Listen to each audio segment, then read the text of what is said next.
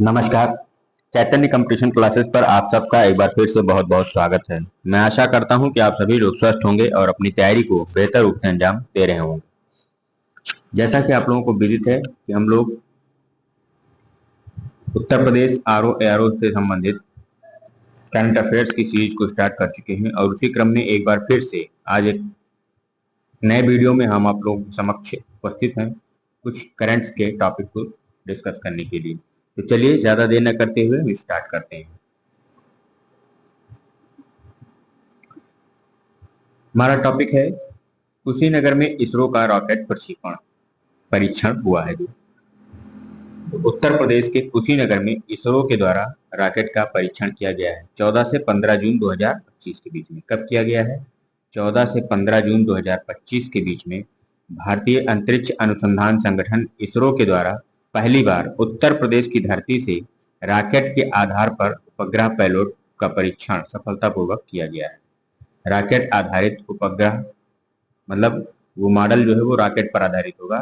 तो रॉकेट आधारित उपग्रह पेलोड परीक्षण का सफलतापूर्वक आयोजन किया गया है, मतलब वो रॉकेट उस उपग्रह को लॉन्च करेगा। ठीक है। कुशीनगर में संपन्न ये मॉडल रॉकेट प्रक्षेपण, ये क्या है, कैसा है? मॉडल रॉकेट प्रक्षेपण है, मतलब ये जो रियल वाला है उससे मैच करेगा लेकिन वो रियल वाला है नहीं। तो कुशीनगर में ये संपन्न हुआ है मॉडल रॉकेट प्रक्षेपण, जिसको कि इन स्पेस मॉडल रॉकेटरी क्या बोलते हैं? इन स्पेस मॉडल रॉकेटरी बोलते हैं, या कैनसेट इंडिया स्टूडेंट प्रतियोगिता 2024-25 के अंतर्गत आयोजित किया गया है। ठीक है। कुशीनगर में ये संपन्न हुआ है मॉडल रॉकेट प्रक्षेपण और इसको क्या नाम दिया गया है? इन स्पेस मॉडल रॉकेटरी या कैनसेट इंडिया स्टूडेंट प्रतियोगिता 2024-25। ठीक, इसके अंतर्गत इसको संपन्न किया गया है मॉडल रॉकेट प्रक्षेपण को। ठीक है। चलिए और इसके बारे में चर्चा करते हैं। इसका उद्देश्य क्या है मॉडल रॉकेट प्रक्षेपण का? मॉडल रॉकेट प्रक्षेपण का उद्देश्य जो है वो देश भर के विद्यार्थियों को मॉडल रॉकेट व कैनसेट बनाना, मॉडल रॉकेट बनाना व कैनसेट, कैनसेट का मतलब क्या होता है? छोटे छोटे उपग्रह को बनाना। मॉडल रॉकेट का निर्माण करना व छोटे छोटे कैनसेट बनाना मतलब छोटे उपग्रह। सेट का मतलब होता है सैटेलाइट, कैन मतलब छोटे छोटे। तो छोटे छोटे उपग्रह बनाने और मॉडल रॉकेट को बनाने में देश भर के विद्यार्थियों को प्रोत्साहित करना है। इनका क्या करना है? उनको प्रोत्साहन प्रदान करना है। कुशीनगर में सफल परीक्षण, इस विस्तृत प्रतियोगिता का क्या है? प्रारंभिक चरण। कुशीनगर में जो परीक्षण सफल हुआ है, ये विस्तृत प्रतियोगिता चलने वाली है, इसका क्या है? पहला चरण है ये, जो आगामी अक्टूबर-नवंबर 2025 में होने वाले एक बड़े कार्यक्रम का मार्ग प्रशस्त करता है। जो अक्टूबर और नवंबर 2025 में एक बड़ी प्रतियोगिता जो होने वाली है पूरे देश भर में, पूरे देश स्तर पर, उसका ये क्या है? एक पहला चरण है, प्रारंभिक चरण है, जो कुशीनगर में आयोजित किया गया है। ठीक, तो ये किसका हिस्सा है? आगामी अक्टूबर-नवंबर 2025 में आयोजित होने वाले विस्तृत मॉडल रॉकेट और कैनसेट जो बनाया जाएगा पूरे देश भर के विश्वविद्यालयों और विद्यालयों के विद्यार्थियों द्वारा, उसका एक मात्र प्रारंभिक चरण था ये, जो कुशीनगर में आयोजित किया गया है। ठीक, आगामी कार्यक्रम जो है वो अक्टूबर-नवंबर 2025 में देश भर के विद्यालयों व महाविद्यालयों द्वारा बनाए गए लगभग 900 लघु उपग्रहों का परीक्षण करने की योजना बना रहा है।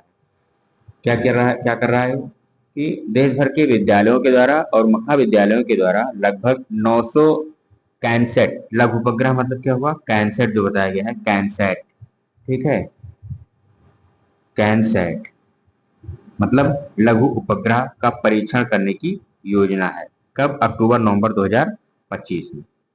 इस रॉकेट प्रक्षेपण परीक्षण में लगभग कितने किलोग्राम का मॉडल रॉकेट उपयोग किया जाएगा? 15 किलोग्राम का। इस रॉकेट प्रक्षेपण परीक्षण में लगभग 15 किलोग्राम वजन वाले एक मॉडल रॉकेट का उपयोग किया जाएगा। एक मॉडल रॉकेट का प्रयोग किया जाएगा, ओरिजिनल रॉकेट का प्रयोग नहीं किया जाएगा, मॉडल रॉकेट का प्रयोग किया जाएगा, जो कि 15 किलोग्राम वजन का होगा। ये क्या करेगा? निर्धारित ऊंचाई कितनी है? निर्धारित ऊंचाई कितनी रखी गई है? 1.1 किलोमीटर। 1.1 किलोमीटर तक पहुंचने के बाद रॉकेट से एक क्या निकलेगा? छोटा उपग्रह, कैनसेट निकलेगा, जो पेलोड सफलतापूर्वक डिप्लॉय करेगा। ठीक है। मॉडल रॉकेट से लगभग 1.1 किलोमीटर पर की ऊंचाई पर पहुंचने के बाद जो है रॉकेट से क्या निकलेगा? एक छोटा उपग्रह, जो कि पेलोड सफलतापूर्वक डिप्लॉय होगा। छोटा उपग्रह का पेलोड जो होगा वो डिप्लॉय होगा कहां पर? 1.1 किलोमीटर की ऊंचाई पर।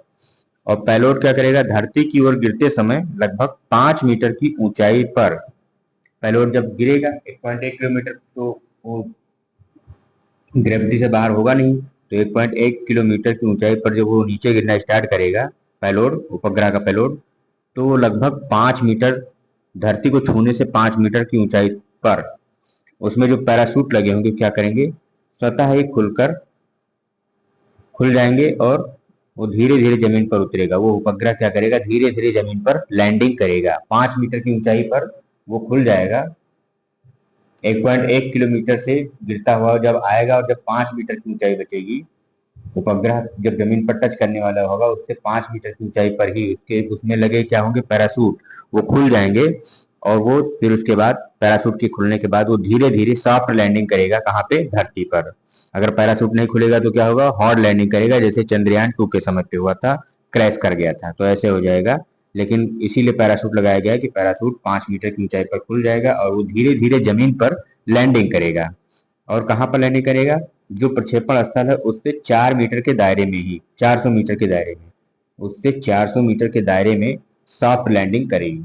ठीक, उपग्रह का पेलोड जो है वो 400, जहां पे प्रक्षेपण हुआ है वहां से 400 मीटर के इर्द गिर्द में सॉफ्ट लैंडिंग करेगा। ठीक, चलिए आगे देखते हैं। तकनीकी रूप से, टेक्निकल रूप से ये पैराशूट रिकवरी प्रणाली है। पैराशूट रिकवरी प्रणाली है, देखिए पैराशूट जब ओपन हो जा रहा है जमीन को टच करने से पहले, तो ये पैराशूट रिकवरी प्रणाली है। तो पैराशूट रिकवरी प्रणाली, पैराशूट रिकवरी प्रणाली, पैराशूट रिकवरी सिस्टम बिल्कुल सहज और त्रुटि रहित रही है इस मॉडल प्रक्षेपण में, जिसके फलस्वरूप न केवल उपग्रह पेलोड जो था वो, बल्कि 15 किलो का रॉकेट भी सुरक्षित जमीन पर लैंड कर सका है। ठीक है, इस मॉडल प्रक्षेपण में। चलिए आगे देखते हैं। भारतीय अंतरिक्ष विज्ञान संस्थान, एस्ट्रोनॉमिकल सोसाइटी ऑफ इंडिया के बारे में।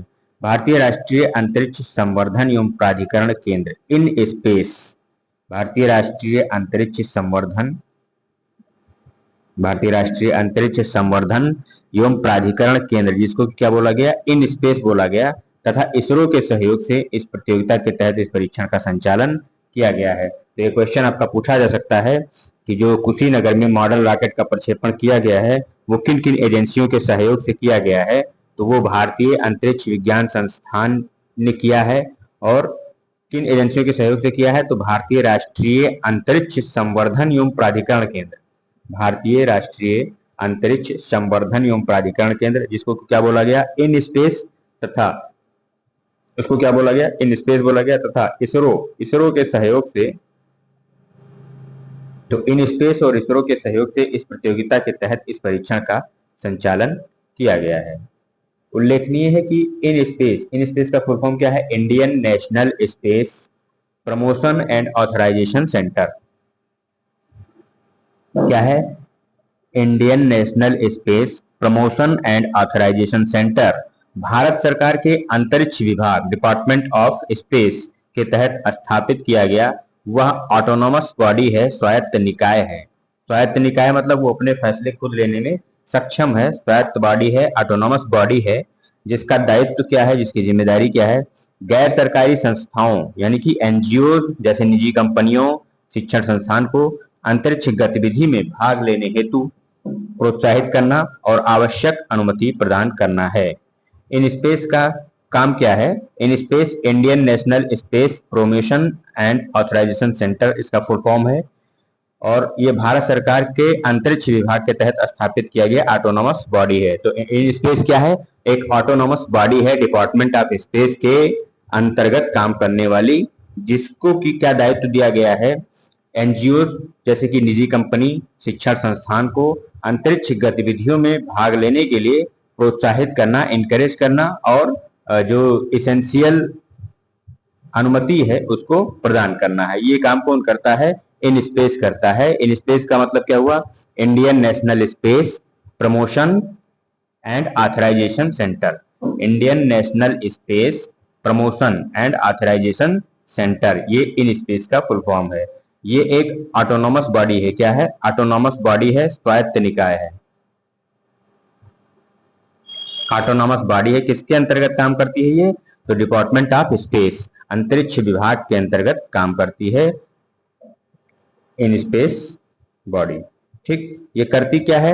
ये अंतरिक्ष गतिविधियों में भाग लेने के लिए निजी कंपनियों और शिक्षण संस्थाओं को क्या करती है? इनकरेज करती है और उनको जरूरी अनुमति प्रदान करती है। ठीक, चलिए नेक्स्ट देखते हैं। परीक्षण में इसरो के साथ एक निजी उद्योग साझेदार की महत्वपूर्ण भूमिका रही। निजी उद्योग साझेदार कौन था? एक निजी कंपनी भी इसमें शामिल थी।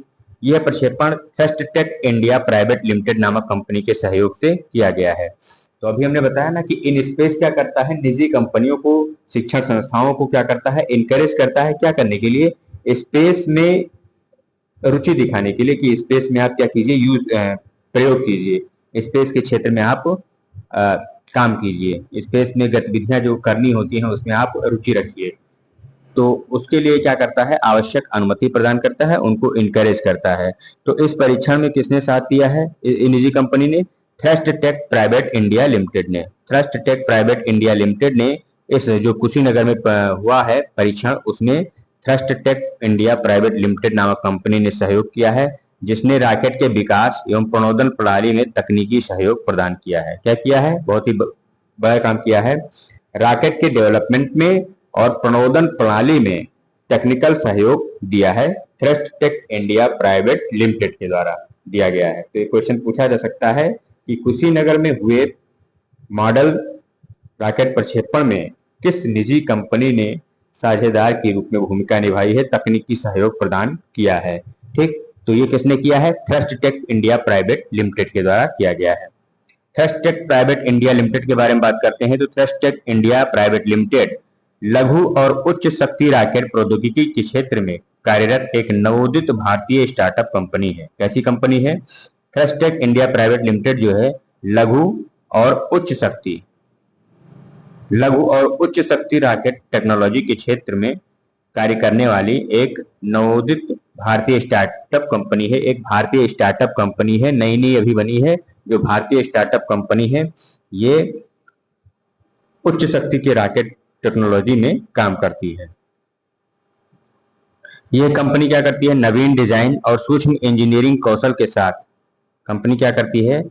नवीन डिजाइन, नए नए डिजाइनों पर और सूक्ष्म माइक्रो इंजीनियरिंग के कौशल पर उन्नत रॉकेट, क्यूबसैट, क्यूबसैट का मतलब क्या हुआ? छोटे उपग्रह, मानव रहित विमानों आदि के निर्माण में क्या करती है? विशेषज्ञता रखती है। क्या करती है ये? डिजाइन, नए नए डिजाइन बनाने में, माइक्रो इंजीनियरिंग में, उन्नत माइक्रो इंजीनियरिंग के साथ रॉकेट बनाने में, क्यूबसैट बनाने में, क्यूबसैट मतलब छोटे उपग्रह बनाने में, और मानव रहित विमानों आदि के निर्माण में क्या रखती है? स्पेशलिटी रखती है, विशेषज्ञता रखती है।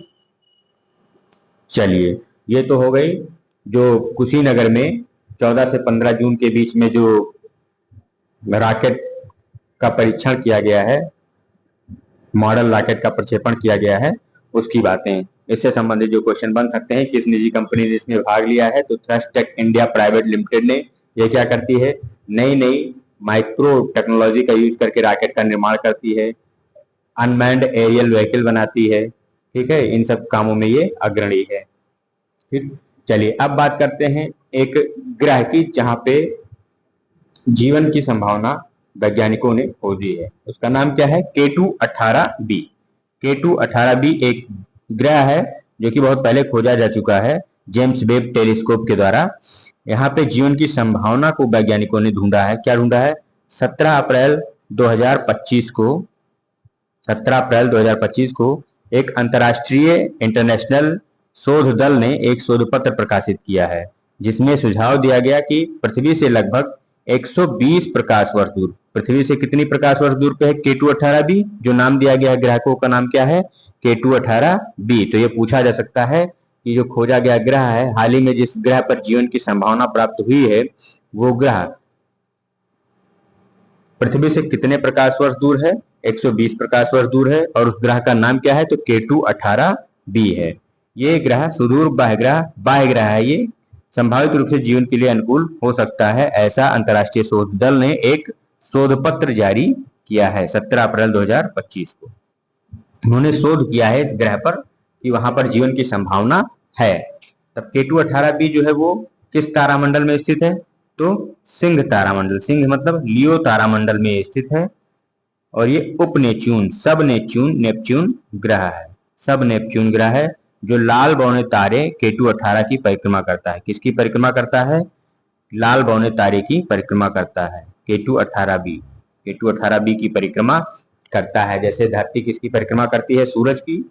तो ऐसे ही उसका सूरज कौन सा है? केटू 18 है। केटू 18b का जो तारा है वो केटू 18b है। क्या है? केटू 18, केटू 18 है। केटू 18b का जो तारा है जिसकी वो परिक्रमा करती है, केटू 18 है उसका। ठीक, उसका सूरज कौन है? केटू 18 है।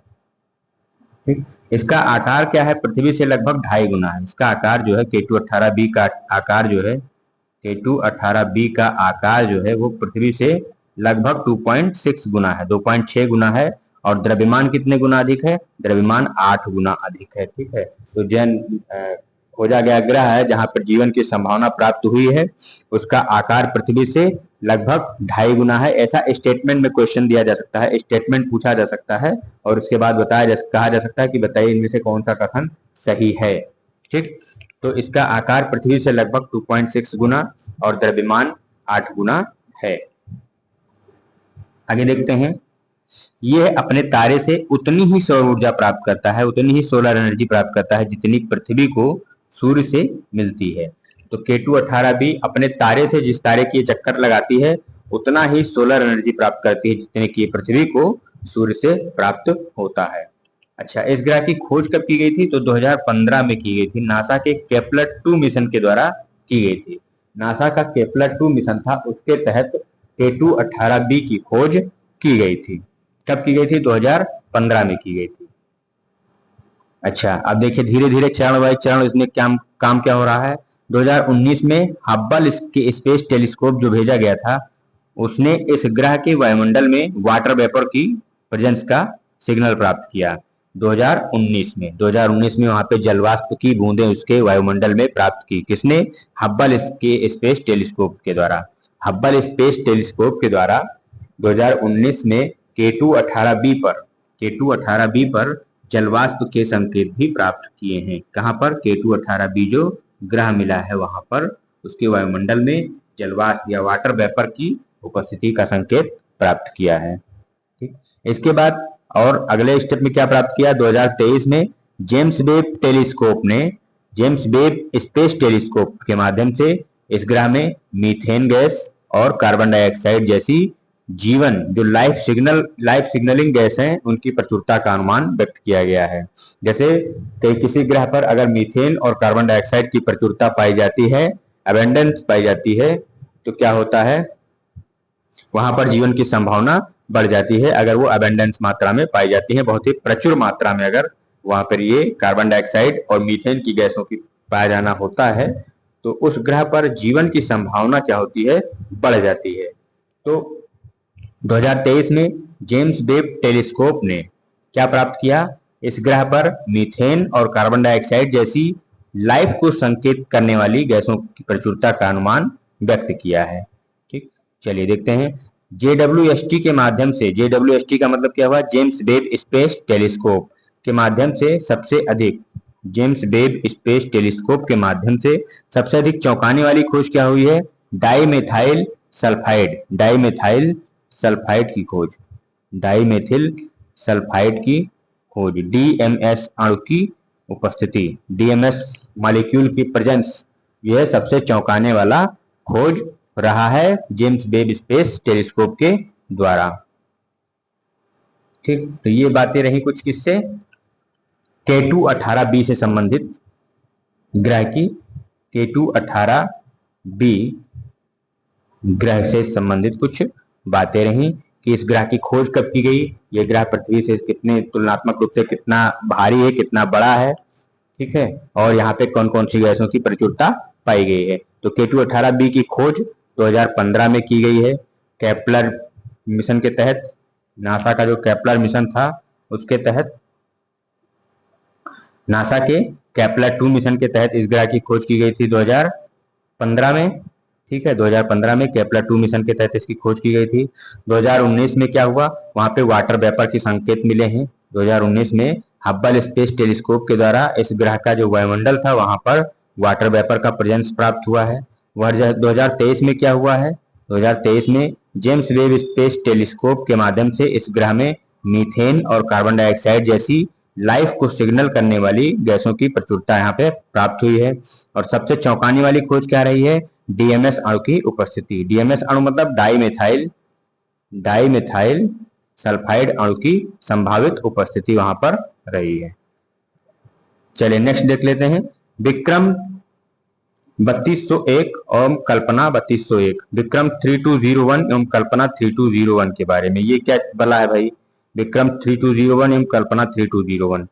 इसरो के विक्रम साराभाई अंतरिक्ष केंद्र, इसरो का जो विक्रम साराभाई अंतरिक्ष केंद्र है उसने चंडीगढ़ में स्थित सेमीकंडक्टर लैब जो है वहां उसके सहयोग से दो advanced 32 bit micro processor Vikram 3201 और कल्पना 3201 डेवलप किया है। तो ये क्या है, विक्रम 3201 और कल्पना 3201, ये एडवांस 32 बिट माइक्रो प्रोसेसर हैं। क्या है, 32 बिट वाले माइक्रो प्रोसेसर हैं विक्रम 3201 और कल्पना 3201। किसके सहयोग से विकसित किया गया है, तो चंडीगढ़ स्थित जो सेमीकंडक्टर लैब है उसके द्वारा और विक्रम साराभाई स्पेस सेंटर के द्वारा। ठीक है, चलिए तो क्वेश्चन पूछा जा सकता है कि विक्रम 3201 एवं कल्पना 3201 जिसको डेवलप किया गया है ये क्या है, तो ये क्या है, ये 32 बिट वाले क्या है माइक्रो प्रोसेसर हैं और इनको विक्रम साराभाई स्पेस सेंटर और चंडीगढ़ स्थित सेमीकंडक्टर लैब के द्वारा बनाया गया है। ये क्या है, पूर्णतः मेक इन इंडिया प्रोसेसर है, माइक्रो प्रोसेसर है, पूर्णतः make in India micro processor है जिसका प्रयोग स्पेस के डिजाइन हेतु किया गया है। स्पेस में इसके एप्लीकेशन के लिए इसका डिजाइन किया गया है। इसका प्रयोग कहाँ पे किया जाएगा, स्पेस के कामों के लिए किया जाएगा, जो विक्रम 3201 है और कल्पना 3201 है। ठीक, इसका पहला उत्पादन बैच जो है वो 5 मार्च 2025 को इसरो अध्यक्ष डॉक्टर बी नारायण को सौंपा गया। बी नारायण को इसका पहला जो उत्पादन बैच था, प्रोडक्शन बैच जो था, उसको इसरो के अध्यक्ष डॉक्टर वी नारायण को सौंप दिया गया है 5 मार्च 2025 को। पहला खेप इसका दे दिया गया है विक्रम डॉक्टर वी नारायण को, जो कि इसरो के चीफ हैं। ठीक, विक्रम 3201 भारत में निर्मित फैब्रिकेटेड पहला पूर्णतः स्वदेशी 32 बिट माइक्रो प्रोसेसर है। इसकी खासियत क्या है कि ये भारत में निर्मित है, भारत में बनने वाला पहला पूर्णतः मतलब टोटली इसको भारत में ही डिजाइन किया गया है 32 बिट माइक्रो प्रोसेसर जो है ये पहला पूर्णतः भारतीय रूप से बना हुआ माइक्रो प्रोसेसर है। तो ये क्वेश्चन कथन के रूप में दिया जा सकता है स्टेटमेंट। इसका निर्माण HCL की 180 nm complementary metal oxide semiconductor fab में किया गया है। कहाँ पे किया गया है, इसका निर्माण जो है सेमीकंडक्टर लैब की 180 नैनोमीटर की जो complementary metal oxide semiconductor fabrication है उसमें किया गया है। तो इसका निर्माण कहाँ पे किया गया है, सेमीकंडक्टर लैब की जो 180 नैनोमीटर की जो complementary CMOS complementary metal oxide semiconductor fabrication है उसमें किया गया है। इसरो का जो 16 बिट प्रोसेसर था विक्रम 1601 उसका एडवांस्ड वर्जन है जो 2009 से ही प्रमोशन प्रणाली में यूज किया जा रहा है। ये जो है 32 बिट माइक्रो प्रोसेसर जो है ये इसरो का जो 16 बिट का प्रोसेसर था विक्रम 1601 का, उसी का क्या है एडवांस वर्जन है, उन्नत संस्करण है विक्रम 3201 और विक्रम 3201 और कल्पना 3201। ठीक है, ये 16 बिट का जो प्रोसेसर था विक्रम 1601 उसी का एडवांस वर्जन है जो कि 2009 से ही यूज किया जा रहा है। विक्रम 3201 में जो स्पेशल अनुदेश सेट आर्किटेक्चर है, क्या है, स्पेशल डायरेक्शन सेट आर्किटेक्चर है जो फ्लोटिंग पॉइंट गणना के साथ साथ उच्च स्तरीय भाषा को सपोर्ट करता है। क्या करता है, जो फ्लोटिंग पॉइंट का कैलकुलेशन करने के साथ साथ उच्च स्तरीय हाई लेवल लैंग्वेज को भी सपोर्ट करता है। ठीक है, क्या करता है, ये फ्लोटिंग पॉइंट की कैलकुलेशन के साथ साथ हाई स्तरीय उच्च स्तरीय भाषा को भी सपोर्ट करता है, एडीए को भी सपोर्ट करता है। कल्पना 3201 एक 32 बिट का रिस्क माइक्रो प्रोसेसर है। क्या है? रिस्क माइक्रो प्रोसेसर है। रिस्क माइक्रो प्रोसेसर का मतलब क्या हुआ? रिड्यूस्ड इंस्ट्रक्शन सेट कंप्यूटर है। कल्पना 3201 जो है एक 32 बिट का रिस्क माइक्रो प्रोसेसर है। कैसा है ये? रिस्क माइक्रो प्रोसेसर है। रिस्क का मतलब क्या हुआ? रिड्यूस्ड इंस्ट्रक्शन सेट कंप्यूटर है। ये IEEE 1754 अनुदेश सेट आर्किटेक्चर पर आधारित एक 32 बिट का spark V8 risk micro processor है। क्या है? ये IEEE 1754 के अनुदेश सेट आर्किटेक्चर पर आधारित है और क्या है? 32 बिट का spark V8 risk micro processor है। 32 बिट का spark V8 risk micro processor है। कौन? कल्पना 3201। किस सेट पर आधारित है? तो IEEE 1754 अनुदेश सेट पर, अनुदेश सेट का जो आर्किटेक्चर है उसी पर आधारित है। IEEE 174 के अनुदेश सेट के आर्किटेक्चर पर आधारित है। ये 32 बिट का spark V8 risk micro processor है। क्या है? 32 बिट का spark V8 risk micro processor है। ठीक, तो काम की चीजें जो थी क्या थी? ये क्या है? विक्रम 3201 और कल्पना 3201 ये क्या है बला है? तो ये क्या है? एक माइक्रो प्रोसेसर है। क्या है? पूर्णतः भारत में बनने वाला 32 बिट का माइक्रो प्रोसेसर है। कौन? विक्रम 3201 और कल्पना 3201। ये एडवांस्ड वर्जन है विक्रम 1601 माइक्रो प्रोसेसर के। ठीक है, तो 32 बिट माइक्रो प्रोसेसर विक्रम 3201 और कल्पना 3201 है। ये पूर्णतः स्वदेशी रूप से विकसित किए गए हैं, जो कि किस काम में यूज किए जाएंगे? अंतरिक्ष के अनुप्रयोगों, अंतरिक्ष के एप्लीकेशंस में यूज किए जाएंगे। इसके उत्पादन का पहला बैच इसरो के अध्यक्ष को दे दिया गया है। तो एक क्वेश्चन बन सकता है कि इसरो का अध्यक्ष कौन है? वी नारायण है, इनको सौंप दिया गया है।